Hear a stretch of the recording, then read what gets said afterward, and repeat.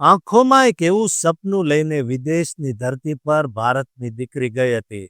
માતા પિતાએ દીકરીનું ભવિષ્ય ઉજ્જવળ બને તે માટે પોતાના કાળજાના ટુકડાને 7 સમંદર પાર મોકલ્યો. પરંતુ અમેરિકાની ભૂમિ પર એક અણધારી ભયાનક આગની ઘટનાએ માત્ર 24 વર્ષની આ યુવાન દીકરીનું સપનું જ નહીં, પરંતુ તેના માતા પિતાના જીવનને પણ એક જબરદસ્ત આઘાત આપી દીધો છે. સાયબર સિક્યુરિટીમાં માસ્ટર્સ કરીને હજી તો માંડ નોકરી શરૂ કરી હતી, ત્યાં જ ન્યુયોર્કના આલ્બામાની શહેરમાં એક ભર નીંદરમાં જ આ દીકરીને કાળ આંબી ગયો. શરીર ભડથું થઈ ગયું. પરિવાર આ વજ્રઘાતને સહન કરી શકે તેવી સ્થિતિમાં નથી. શું અમેરિકામાં પણ કોઈ સુરક્ષા નથી? તેવા માત્ર સવાલો ઉઠાવી રહ્યો છે પરિવાર.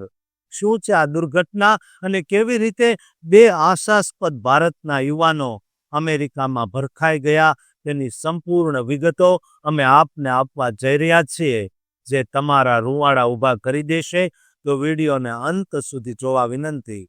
અમેરિકાના ન્યુયોર્ક રાજ્યના અલ્બામાની શહેરની બનેલી આ ઘટનાએ ભારતીય સમાજને ઘેરા શોકમાં ડૂબાડી દીધો છે. તેલંગાણાના જંગાવો જિલ્લાના જોડી મેટલા ગામની વતની 24 વર્ષીય સહજા રેડ્ડી ઉદુમલા, જે પોતાના ઉજ્જવળ ભવિષ્યના સપનાઓ સાથે વર્ષ 2022માં અમેરિકા આવી હતી. યુનિવર્સિટી એટ ઓલ્બામાની સાયબર સિક્યુરિટીમાં માસ્ટર્સ કર્યા બાદ તેમણે તાજેતરમાં જ નોકરીની શરૂઆત કરી હતી. તેમના પરિવારમાં પિતા આઈટી પ્રોફેશનલ અને માતા શિક્ષિકા છે. 4 ડિસેમ્બરની સવારે આશરે 11:40 વાગ્યે 241 વેસ્ટર્ન એવન્યુ પર સ્થિત તે રહેતી હતી તે મલ્ટી સ્ટોરી બિલ્ડિંગમાં અચાનક આગ લાગી. સહજા નાઇટ શિફ્ટ પૂરી કરીને ઘરે આવીને સૂઈ રહી હતી, જ્યારે આગ તેના રૂમની નજીકથી શરૂ થઈ અને ક્ષણવારમાં જ ભયાનક વિકરાળ સ્વરૂપ ધારણ કરી લીધું. જ્યારે ફાયર ડિપાર્ટમેન્ટ સ્થળ પર પહોંચ્યું, આગ ફાયર ચીફ ઓફિસર ગ્રેગરીના જણાવ્યા પ્રમાણે વિકરાળ સ્વરૂપ ધારણ કરી ચૂકી હતી. તેજ પવન અને મુશ્કેલ હવામાનના કારણે રેસ્ક્યુ કાર્ય ખૂબ જ જટિલ બની ગયું હતું.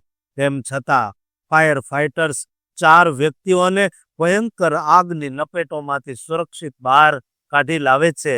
દુર્ભાગ્યે સહજા 90% બળી ગઈ હતી અને તેમને અને અન્ય એક ભારતીય વિદ્યાર્થી અન્વેષ સારાપેલીને ગંભીર હાલતમાં વેસ્ટ ચેસ્ટર મેડિકલ બર્ન સેન્ટરમાં ખસેડવામાં આવ્યા.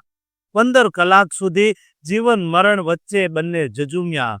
પછી 5 ડિસેમ્બરના રોજ સવારે સહજાનું અવસાન થયું. આ ઘટનામાં માત્ર સહજા જ નહીં, પરંતુ બીજા ભારતીય વિદ્યાર્થી અન્વેષ સારાપેલીએ પણ 7 ડિસેમ્બરના રોજ પોતાના પ્રાણ ગુમાવ્યા. આ બંને તેલુગુ ભાષી વિદ્યાર્થીઓ હતા અને આ ઇમારતમાં યુનિવર્સિટી એટ ઓલ્બામાનીના અનેક વિદ્યાર્થીઓ રહેતા હતા. આગ ઝડપથી ફેલાતા 239 વેસ્ટર્ન એવન્યુની નજીકની ઇમારતને પણ અસર કરી, જેના કારણે કુલ 13 રહેવાસીઓને પોતાના ઘર છોડીને જીવ બચાવવામાં સફળ થયા. એક શ્વાન પણ સુરક્ષિત રીતે બચાવાયો હતો. ઘટના બાદ ભારતીય કોન્સ્યુલેટ જનરલ ઓફ ઇન્ડિયા ન્યુયોર્કે ટ્વીટ કરીને આ દુઃખદ ઘટના પર શોક વ્યક્ત કર્યો છે અને પરિવારોને દરેક સંભવિત મદદ કરવાની ખાતરી આપી છે.